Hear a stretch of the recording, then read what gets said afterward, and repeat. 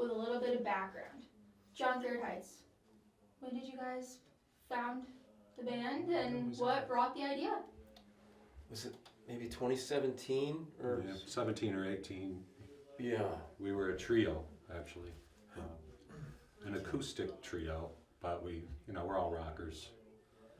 So it just made sense to take that next step, and we got a drummer and another guitar player, and here we are. Yeah. Actually starting to write original. That's how we got. Yeah. We started off as a blues trio, and then we started writing originals. We got invited to play the Speedy Fest, so we had to find a drummer and Yeah. another guitar player. Yeah. Yeah. Yeah, that's And actually, that show we opened for Martina. Martina, right? Yeah, Martina McBride, you know. Yeah. And, Yeah, it was a good experience. it was. Yeah. It was fun. Not bad for the first show for the band. Yeah. So we kept writing originals, and we click. You know, Craig has great vocal ideas and lyrics, and Kevin and I will put together some music, and the other guys in the band, and we just have this kind of unorthodox way of he records. He's an amazing. Kevin here is a great behind the studio Engineer, I guess. Yeah. Yeah, and we're lucky to have that, because a lot of bands have to pay a lot of money for recording, and we've got Kev, so it's pretty cool. So if you're interested, you can see our music. You can listen to our music. You can actually see it on YouTube. Anywhere you stream, Spotify, Amazon. Yeah. So, starting out as a trio and then coming into a fully formed band, opening original music, everything. How did you guys develop your sound into what it is today? Well, I think so. When we first started writing originals around that, and we talk about it all the time. That little campfire scene there that we had, bottle of wine, and just sitting out there playing tunes. I think we sort of consciously came up with, the idea of how to put together. Okay, it's not like we're 18 years old and we're going to be jumping around stage. So what elements should we include? Well, some classic rock, some blues, and because we had sort of developed that blues trio, and then we thought, throw a little country in there. So we came up with a sound, and then we put a label to it, and we call it dirt rock. So our originals have kind of that mix, of sometimes they're a little heavier rock sound, but it's always got a little mix of blues and country in there as well. So, Yeah. Who are a few of your key influences from the various genres? From your guys' own personal backgrounds that you bring to the table? I'm originally from I think that's another thing. We all were involved with different kind of music. I was a progressive guy, progressive metal and stuff. And I went to college for classical music and stuff, but Craig loves the blues, and Brian's been with Parlor Cats doing blues and rock and classical rock and stuff. So kind of all blending it together kind of gave us. And we have commonalities. We all like Led Zeppelin and Bad Company, and I grew up on Jimmy Page and Ritchie Blackmore. Those were the guys that, and Rush, and I don't know about Rush with you, but no, maybe not. I always respected their talent big time. They're super I talented. like prog rock as well, like Kevin, and a little bit of everything. I think that's the other thing. Even though your main influence was One Direction and mine and so on, but we all like a little bit of everything. Yeah. So we can add elements. I can still appreciate other types, but I was a big Paul Rogers fan from Bad Company and Free, and of course Robert Plant and all those, and even some Steve Perry and whatnot. But so it kind of melts and meshes nice. All right. So, Junkyard Heights, what's the story behind the name? Kevin. Well, how do we explain it? I don't know, because it kind of describes our music, kind of like we're like that dirty dog kind of, but Rising to heights above the jungle. yeah. It's I don't even remember how we came up with the name. It was like we were talking about actually getting pictures done, at a junkyard. And we're like, yeah, well, let's do a class. We'll do it where we're in suits and drinking wine. It's Yeah, like, with a table set up and fancy chairs Yeah. in the junkyard, which is Yeah. Junkyard Heights. Yeah, So- yeah, which we still haven't done to this And we day. gotta do It's a that. great Yeah. idea. Don't be Yeah. stealing it out there. but yeah, that's how I just stuck with us, and then we just It's hard to name a Went with it. band. yeah. It is, you All know, the good ones are taken. the band. You can't use Flock of Seagulls or Yeah. Spandau Ballet or anything like that. And the 'cause trio, they're the taken. trio was called Wheelhouse. Yeah. And we wanted it separate once we did the full band. So we wanted to use a different name because that was a whole different, that was a acoustic 3-piece, you know. So we wanted something different, but we kind of had to kind of rush it along a little bit because we were getting ready for that show, and you know, kind of happened unplanned, but it was for the best. I mean, we're here today, so I think it worked out pretty good. So, Yeah, we have fun. oh yeah. So, what is the process for you guys in the studio, or just during rehearsals and everything? Well, there's a couple of them. It varies. Yeah. You know, I mean, sometimes I'll come up with an idea, and when I do, I usually write the entire song, you know, as far as lyrics and melodies, and I'll track the vocals, even with the solo breaks and everything, and then send it off to these guys. Other times, Kevin or Brian or John Weeks is our other guitar player, Joe Weston is our drummer. Somebody will come up with an idea, you know, typically it's one of the guitar players or whatever, and they'll track it, and we'll reverse engineer it, you know, so it's kind of neat. We go at it from both angles. We always depend on Kevin's ideas too. Not only, I'm bragging about you pretty good here, bud, but not only is he really good in the studio, he's a fantastic musician and he has great ideas. So if I or Craig or John present an idea to Kevin, and Kevin will always come up with something to add or even subtract, you know, and I kind of depend on that with him. And when Craig, as he's talking, he'll send us some vocals sometimes, and that's all we've got. So we listen to that, and we have to come up with, try to get in his head, what was he thinking, what kind of a chord progression. And a lot of times what we come up with is a little different than what was in his head, but usually he likes it. Yeah. Usually by the time we get all our heads put together, it's Got a bunch we're of real junk. happy. Yeah, we're real happy with it. It's I very mean, that's much- how actually Rusty Yeah. Truck. It was a song that Craig wrote Yeah. before we got together. He wrote it years before that, right? You were gonna pitch it to, or didn't you pitched it to somebody out west? Was that when you were working with Star or That might have been a Seattle project, and then I just never, I don't know if I ever sent that to them though, but yeah. And then, Yeah, I think that's one of them, that and Train of the Morning Sun. We were sitting around drinking wine with Yeah. acoustic guitars, and Yeah. we just kind of came up Yeah. with those. that Train That of the was Morning early. Sun, I literally wrote the lyrics and everything to that on the way home from a trip my wife and I were taking. But yeah, and then presented it to you never guys, know. and You never know where they're going to come from. yeah, so it goes back and forth both ways all the time. very much a collaborative effort. And that's Yeah. what makes it so much fun. you know? yeah? I want to write. Let's go. Well, that's especially nowadays too. Like, you don't have to be in the same room. Craig's got a studio at his house. I got my studio. Brian will come over to the house. We'll just send stuff, you know. It's and, great. And for the most part, by the time we get together and go over the final, you know, the finishing touches, we've all got a pretty good grasp of what the song's going to be and what direction it's going and stuff. So it's great because everybody does their own thing, Yeah. kind of puts their own little twist on it. And It's like building something, you know, Yeah. because it Totally. starts at just a simple idea, and sometimes it just takes off into a different direction. It totally does. Yeah, which is a good thing. So, as the band goes on, the success keeps growing for you guys. Where are you hoping to see yourself in 10 years or so down the road with this band? On a yacht. It'd be nice to place a couple of songs, you know. Yeah.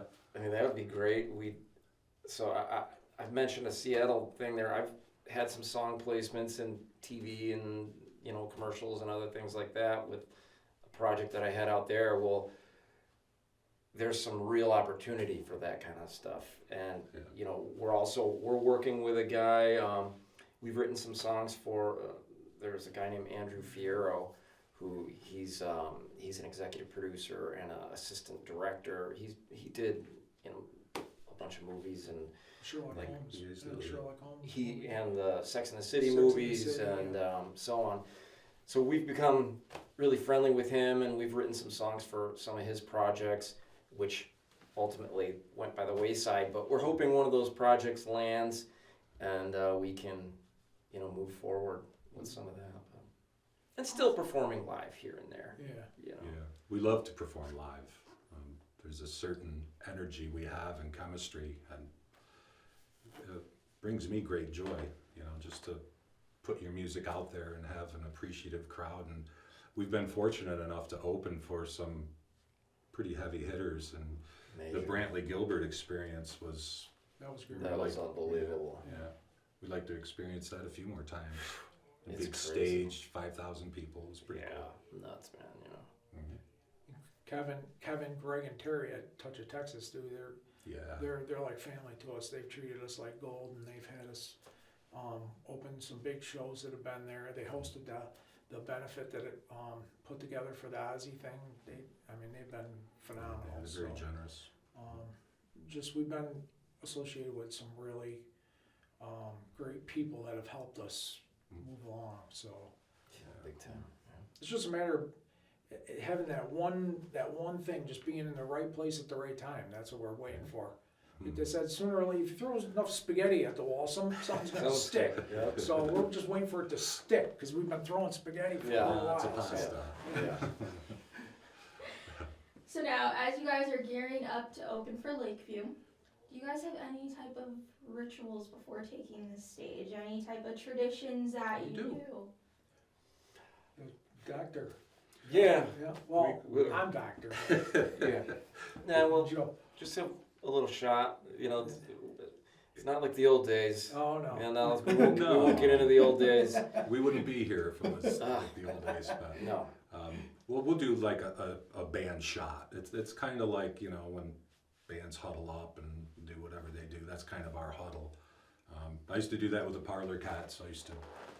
The harmonica player and myself would do a shot of tequila before every gig, and it was a ritual, and it was a good thing. It's like a rabbit's foot kind of thing. Right? It's a- Yeah, there it is. Yeah.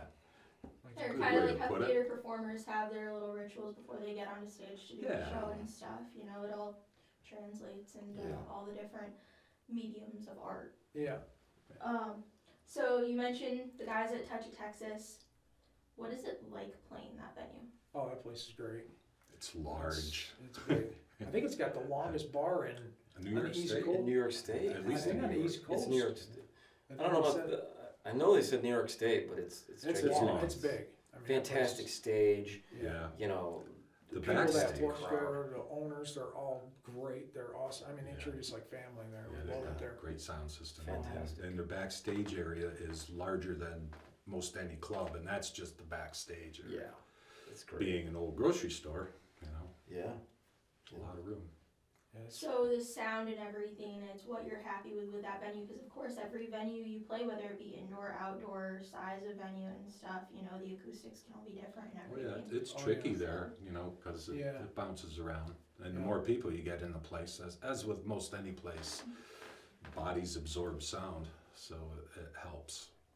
If you're playing in front of an empty place, which we've done before over the years, even going way back into my previous experiences, and not only man. is it kind of depressing on that level, but the sound's bouncing all over because you're playing in an empty house. So luckily with this band, that really hasn't happened a whole lot. So What can fans look forward to for you guys opening for Lakeview? Well, we got a couple new things that we're throwing in there that are a little bit that's right. rocking. We've kind of amped up a couple We've tunes. heavied up a couple of Yeah. classic songs that they're like very, very well known, and we were asked to play some like heavy country. So we kind of put our spin on it. Can you give us a little hint? No. We will be, of course, throwing out a bunch of our originals and so on, but hopefully a little bit of energy, being prepared, Yeah. and having a good time. I could say one is a very, very famous country song from way back, and one is a very, very famous Southern rock song. There. But they're not Perfect. gonna sound like you think they're gonna sound. Actually, I'm pretty happy with Yeah, we might how keep we've them in the done. rotation. Yeah, I mean, Good. yeah. I mean, they're fun to play, Mhm. and putting our own little twist on them makes them better than just. I know when I was learning the initial parts, I'm like, all right, how are we gonna do this? And then when we all got together, it just kind of put our heads together, and That happens with us. sounds really good. I'm looking forward to seeing reactions of people when they hear it, because I think it'd be pretty cool. So how does it feel? Because of course it's incredible when you're creating original music from the ground up, but when you're working on covers, your own version, Mhm. what's that process like? How does it feel when you have the final product and you're experimenting with new things on stage? That would be like when we're playing cover tunes, or Yes, compared to your original music. oh yeah, we tend to put our own spin on cover tunes. We can't help it, you know, because I'll never play a solo the same way. When I take a lead solo, and John's the same way, we just pretty much do our own solo flight kind of thing. And Craig will interpret the vocals, and Kevin as well. You know, you have to stick within the framework of the tune, or else, you know, people might not understand what you're doing. But it's fun. It's a lot of fun doing. How did the conversation come up of you guys being on the Lakeview bill? Gosh, I'm not sure. How'd that happen? Might have been I think it Joe. was mentioned something to Joe. Well, Kevin mentioned something to me at the Ozzy benefit, and asked if he asked me about the date, if we had it open. That's right. Well, he didn't say, he couldn't tell us at the time what it was. He just said he's got a great show on the 13th, but he couldn't tell me at that time because it wasn't confirmed. Yeah. And then, and Joe goes there quite a bit on Wednesdays. He helps him out at the bar. His son helps him aiding in the kitchen and stuff. And I think that's when Kevin said, you know, you guys have the date. I want you guys to open that show. So we're like, absolutely. So, yeah. Well, it's definitely getting a lot of excitement, anticipation for this show from what I've seen on social media. So I can only imagine we're what it's gonna excited. be like. I'm looking forward to seeing those guys. Those guys are great. Yeah. I mean, it's gonna be fun. It'll be a fun time. How do you think both bands contrast with each other for this bill, or will? I think it'll be great. It'll give you a little bit of a heavier and then a little bit of a lighter and a good mix. Yeah. I don't think there'll be a lot of contrast. I think we'll probably complement each other. Yeah. From what I heard, when Kevin sent our music to them, they really liked us and said something about perhaps opening other shows. for Yeah. them, He said to, Yeah. you know, you know, see which- what happens. Maybe we'll we'll see what have other happens. opportunity around. You know, if they're playing other places, we'd love to play a few more shows with them. Yeah. Definitely. But yeah, I'm looking forward to it. All right, so where can people find your music? Spotify, iTunes, everywhere. We've got a couple videos out on YouTube. One for Train to the Morning Sun and one for Rusty Truck. But yeah, pretty much anywhere. Anywhere, you know, we've released songs everywhere. Oh, and also, here's a little plug for Music Mafia Radio. It's an internet radio station that has really, I mean, we were Band of the Year in 23. We had 7 number ones that year, and you know, they've really helped us out big time. And it's an honor because It is there's an honor. thousands of bands Yeah. all over the world that are on the station, and we've been lucky enough, or however you want to look at it, I'm glad you mentioned that. Yeah, because yep. And they've produced some, you know, people that started out on Music Mafia Radio that got noticed and, you know, Now they're huge. now they're big. Yeah. Yep. But yeah, we were. That was a great experience. Yeah. And you can listen to Music Mafia Radio and Yeah. hear a lot of great new artists. And they've been behind us since day one, Yeah. since the Big first time. track. Anytime we'll be talking to them online or whatever and telling hey, we got something new, and they're like, send it. I'm like, all right, well, okay, let's Yeah. finish first. Yeah, It's we been gotta finished Gotta Gotta get get on writing the top more. 30, you know? Yeah, We but they, kinda took some time off. yeah. Yeah. Beat me to the punch on that actually, because I was gonna ask you about the radio and everything, because I always see, it being shared. So. New stuff, you mean? No, music mafia. Oh, I music was mafia gonna radio. ask Oh, about okay. that, Yeah, so. yeah. Oh, that's Um, great. All right. Noah, would you like? Is there anything that you'd like to ask? I don't really to ask. I'm sorry. It's just a lot. But She's covered a lot of ground. yeah, she covered a lot. Yeah, that's great. Is there anything that you guys would like to add? No, it'll be great. We look forward to seeing you on The 13th. Friday the 13th. Yeah. Yeah, it's gonna be loads of fun. Yeah. Doors open at 6. Yeah. We go on at 7:30. Come have a shot of Dr. McGillicuddy with us. Yeah. There you go. Yeah. Or something. Or something. So then my final question that will wrap us all up is musicians starting out that have all of these big goals and everything, what message do you guys have for them? Well, if you don't mind, I'll start Yeah. with that one. I mean, it's a totally different, music scene than when we started out. But I mean,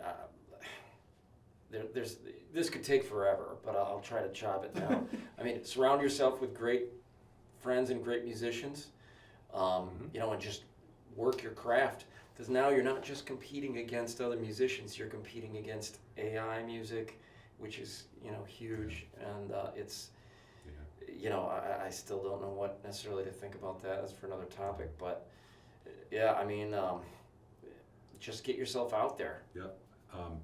Be open as somebody that's learning. Let's say you're learning to play guitar or bass. Be open to different types of music. Get yourself a halfway decent instrument that you can tune, and a nice amp. And just YouTube's a beautiful thing. There's all kinds of lessons out there, and just have at it. Just keep going, and listen to the criticism, but don't take it to heart, because everybody has different opinions on music, which is a beautiful thing. But sometimes, you've got to have a thick skin, so just keep plugging away. Yeah. It's very easy to get discouraged. Mhm. People, some people, you'll play for a few months and like, oh, I can't learn this, and they'll throw it down. Well, if it was simple, everybody would do it. So you just got to push yourself and force yourself to learn, and you'll be surprised. Once you get the rudiments down and stuff, how things, it's like it'll click. It's just. Yeah. Did you take lessons? I went to college for it. I went to Broome. Oh, that's I was right. actually the Yeah, first. yeah. I was the first person to graduate from Broome Community College with a music degree. Look at Yeah. you. Yeah. Nice. Dr. Kinney was my counselor, and he was in charge of the music department. They technically didn't have a music degree, but they were in the process of doing it. He knew that I wanted to do it, so he kind of, okay, you're going to need to have this class, you're going to need to have this and this for your degree. So I got a head start. So when they approved the curriculum and stuff, all I had to do was take I think sight singing 4 and theory 4. Everything else I already had the classes done. So it was like great. Doesn't mean I learned anything. But I just did it all on my own. I just picked a few friends in high school, picked their brains, and kind of figured it out on my own.